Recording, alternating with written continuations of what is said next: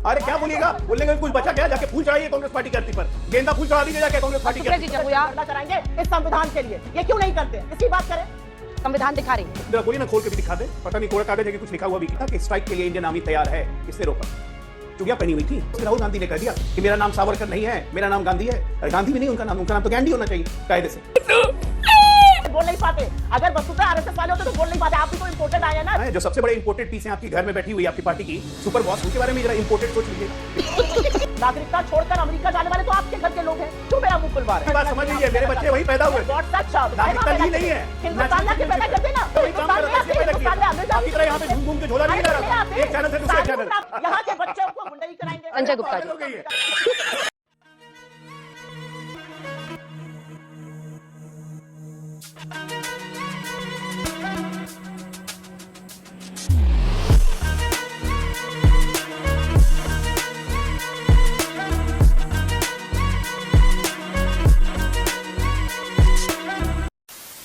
नमस्कार दोस्तों, स्वागत है आप सभी का। आप देख रहे हैं खबरी शो।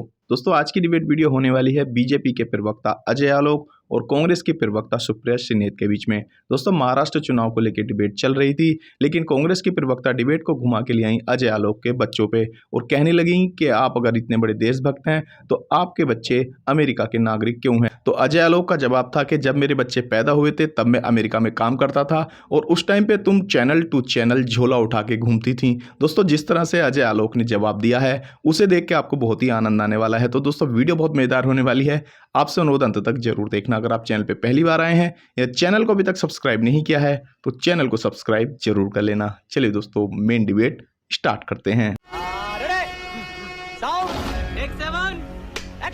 26/11 में जब सुरक्षा कर्मी लगे हुए थे जिनकी शहादत हुई थी, उस टाइम पर राजनीति करने के लिए ताज होटल के सामने तब गुजरात के तत्कालीन मुख्यमंत्री नरेंद्र मोदी ने आके प्रेस वार्ता करी थी और उनकी बहुत भर्त्सना की गई थी, तमाम लोगों ने करी थी। उनके पार्टी के भी कुछ लोगों के उस शाम के वक्तव्य हैं कि ऐसे में राजनीति नहीं करनी चाहिए थी। 26/11 की ये असलियत है। पाकिस्तान का नाम अगर नहीं लेगी तो भारतीय जनता पार्टी चुनाव कैसे लड़ेगी, आप मुझे बताइए। पाकिस्तान बिरयानी खाने लाहौर भागे भागे जाते हैं मोदी जी बिना किसी को बताए। पाकिस्तान को पठानकोट आईएसआई को पहली बार हिस्ट्री में पहली बार हमारी सरजमी पर कौन बुलाता है आईएसआई से? संजना जी, हो गया इनका। पाकिस्तान से गलबैया उनके नवाज शरीफ को अपने यहाँ पर स्वेरिंग इन सेरेमनी में कौन बुलाता है? मोदी जी। पाकिस्तान से हर तरह की गलबैया करेंगे मोदी जी, बातें हमसे पूछेंगे। 26/11 अब इनको हो गया इनका, अब इनका हो गया 26/11 हमारे देश की खुफिया तंत्र की सबसे बड़ी फेलियर थी और एक राजनीतिक पार्टी जो बैठी हुई थी उसका जवाब न देने की नाकाम कायरता नपुंसकता से भरी हुई सरकार थी। वो आपने किया क्या है? आपने लगातार नतमस्तक होते गए। अरे आतंकी के मरने पर, बटला हाउस के आतंकी के मरने पर महिला के आंखों से आंसू निकलते थे। समझ गया मैं। कौन महान महिला थी भाई? ओसामा जी हो जाते हैं। कौन महान लेता थे? अभी नहीं हुआ, अभी तो गिनवाना शुरू किया है। गिनवाना शुरू करूंगा ना, रात भर बीत जाएगी, लेकिन आपके कारनामे खत्म नहीं होंगे। एक से एक बड़े कारनामे हैं भाई। आप देश की अस्मिता और देश से समझौता करने में कांग्रेस पार्टी को 1 मिनट नहीं लगता है। पाकिस्तान की भाषा आप बोलते हैं, 370 रिस्टोर करने के लिए पाकिस्तान ने कहता है, यूएन में जाके कहता है, और आप 370 रिस्टोर करने के लिए प्रस्ताव ले आते हैं जम्मू कश्मीर असेंबली में। आप क्या बोलिएगा? आपका कोई मुंह है? भाई, पिछले 70 साल से जितने आपने गलतियां की हैं, देश आज की सजा भुगत रहा है। माफी मांग मांग के थक जाइएगा ना, तब भी कुछ नहीं होगा। कि कितनी घृणित पार्टी हैं आप कि आप इस देश को देश मानती ही नहीं है। कितने टुकड़े कर दिए इस देश के और आज भी टुकड़े करने में लगी हुई है। अरे क्या बोलिएगा, बोलेंगे कुछ बचा क्या, जाके फूल चढ़ाइए कांग्रेस पार्टी की धरती पर, गेंदा फूल चढ़ा दीजिए जाके कांग्रेस पार्टी की धरती पर। लोकतंत्र में जब एक राज्य में, 2 राज्यों में चुनाव हो रहा है, भारतीय जनता पार्टी का प्रवक्ता बैठकर एक पॉलिटिकल पार्टी की अर्थी पर फूल चढ़ाने की बात कर रहा है। सबसे बड़ी बात, हम जातिगत जनगणना कराएंगे इस संविधान के लिए, ये क्यों नहीं करते हैं, इसकी बात करें। संविधान दिखा रही हैं। बिल्कुल बिल्कुल। मैं संविधान जरा बोलिए ना, खोल के भी दिखा दे। पता नहीं कोरा कागज है कि कुछ लिखा हुआ भी कि नहीं। राहुल गांधी आ रही हूँ प्रशांत पवार जी, आ रही हूँ, मुझे हाथ दिख रहा है आपका, थोड़ा सा संविधान को कोरा कहना बंद कर दीजिए। ये पूरे देश, आपका दिमाग कोरा है। ये पूरे देश को पता है। अब बीच में मैं नहीं बोल रहा हूँ, मैं आपके बीच में नहीं बोल रहा था। शांति से रहिए, सुनिए, शांति से रहिए, सुनिए, शांति से रहिए, सुनिए, एक मिनट शांति से रहिए, सुनिए जरा एक मिनट। 26/11 के बाद बोलिए अजय आलोक जी, जवाब दीजिए। हमारे पूर्व एयरफोर्स चीफ, हमारे पूर्व आर्मी चीफ, मैं कह रहा हूं 26/11 के हमले के बाद हमारे पूर्व एयरफोर्स चीफ, हमारे पूर्व आर्मी चीफ प्रधानमंत्री के पास गए थे। उन्होंने कहा था कि स्ट्राइक के लिए इंडियन आर्मी तैयार है। किसने रोका? किसने रोका? क्यों रोका मनमोहन सिंह ने? किसके कहने पर रोका कि नहीं ये हम नहीं कर सकते हैं, हम अटैक नहीं करेंगे? क्यों? चूड़ियां पहनी हुई थी। ये चुनाव महाराष्ट्र में हो रहा है। ये छत्रपति शिवाजी महाराज का महाराष्ट्र है, ये फूले का महाराष्ट्र, ये शाहूजी महाराज का महाराष्ट्र है, ये बाबा साहब अंबेडकर का महाराष्ट्र है। असल में बात यह है कि महाराष्ट्र में इस तरह के नारे नहीं चलते, इस तरह के नारे उत्तर प्रदेश में भी नहीं चलते हैं।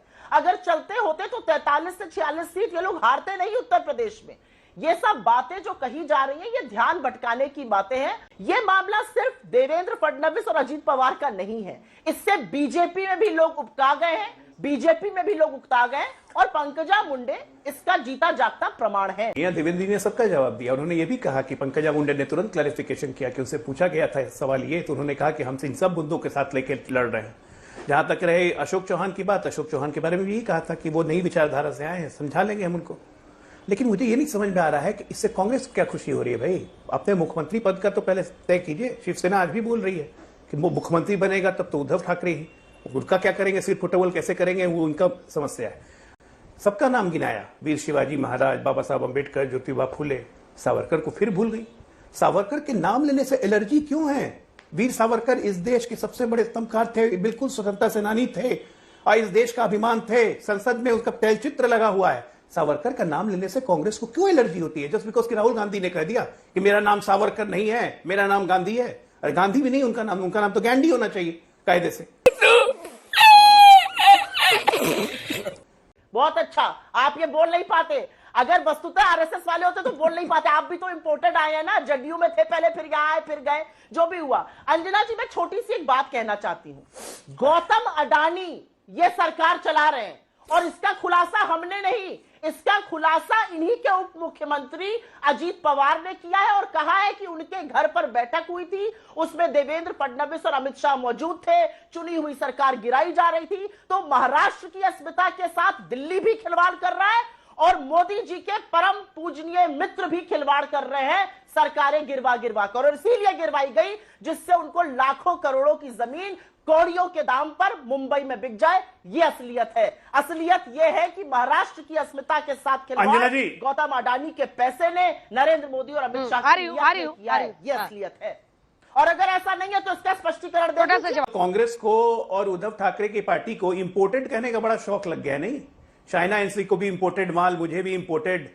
क्या बात है, विदेश से बड़ी प्यार हो गई है, सबको इंपोर्टेड बना रही है। जो सबसे बड़े इंपोर्टेड पीस हैं आपकी घर में बैठी हुई आपकी पार्टी की सुपर बॉस, उनके बारे में जरा इंपोर्टेड सोच लीजिएगा। इंपोर्टेड शब्द का जरा सोच समझ के प्रयोग कीजिए, पहली बात। दूसरी बात, यहाँ पे पूछा जा रहा है आप सावरकर की विचारधारा से यकीन नहीं रखती हैं, लेकिन सावरकर का अपमानित करने का ठेका आपको नहीं मिला है। पूरे महाराष्ट्र में आपने सावरकर को अपमानित जो किया है उसका जनता आपको जवाब देगी। दूसरी बात का एक जवाब देते जाइएगा कि ऑल इंडिया मुस्लिम उलेमा बोर्ड ने जो आपको 17 मांगे दी हैं, उसमें एक मांग है कि आरएसएस को बैन कर दीजिए, दूसरी मांग है मुसलमानों को 10% आरक्षण आप देंगे, जो कि आपने मान लिया है। और धारा 370 वापस करने का जम्मू कश्मीर असेंबली का प्रस्ताव, वो भी महाराष्ट्र में बताइएगा कि ये भी आपने मान लिया है कि उसमें दलितों का आरक्षण खत्म हो जाएगा। 3 मुद्दे हैं। पहला, मुसलमानों का आरक्षण, धारा 370 खत्म करके दलितों का आरक्षण खा जाना, और तीसरा, सावरकर की अस्मिता, सावरकर का सम्मान आप कब करेंगे। ये 3 बातें महाराष्ट्र की जनता को बता दीजिए। व्यक्तिगत तो नहीं होना चाहिए, मुझे नहीं लगता कि घर परिवार नेताओं को इसमें लाना चाहिए था, लेकिन क्योंकि मेरी नेत्री पर इन्होंने कहा, तो हिंदू धर्म में और भारत की संस्कृति में एक औरत जब एक पति का नाम अपने नाम से जोड़ लेती है तो उसके घर से उसकी अर्थी उठती है, ताउम्र उसके नाम से वो अपना नाम जोड़ती है। दाम्पत्य का सूत्र जो लोग निभाते हैं वो इस बात को समझते होंगे।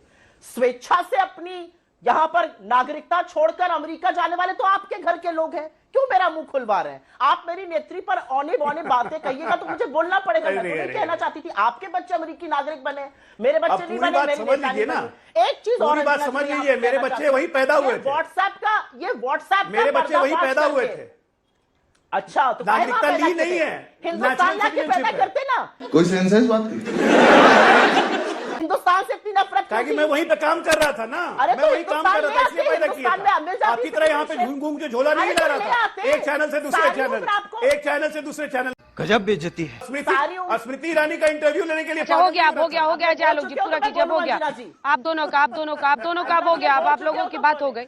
आप मुझे दो टूक बात कहने दीजिए, हमें तो सरजमीन कंप्लीट कीजिए, 2 टूक ही बोल रही हैं आप, कंप्लीट कीजिए 2 लाइन। रुक जाइए गुप्ता जी, रुकिए। चलिए वापस आइए, वापस 2 लाइन में से अपनी बात पूरी सरजमी से आ रही हूँ। संजय जी ऐसी है कि मैं तो 1 लाइन में करूंगी। हिंदुस्तान की सरजमी से वो मोहब्बत है कि सर कलम करा देंगे लेकिन हिंदुस्तानी रहेंगे। अरे रहे होंगे अमेरिका में, ले आए होते इंडिया, दिलवा दी होती नागरिकता। इतना प्यार नहीं था इस वतन से। अगर वतन से प्यार होता तो ये करते। यहाँ आकर ज्ञान बांटेंगे, यहाँ के बच्चों को गुंडई कराएंगे। संजय गुप्ता जी, मुझे अपने घर जाना है, मुझे घर जाना है। बंद करो, हाथ जोड़ के मैं मोदी साहब से गुजारिश करता हूँ।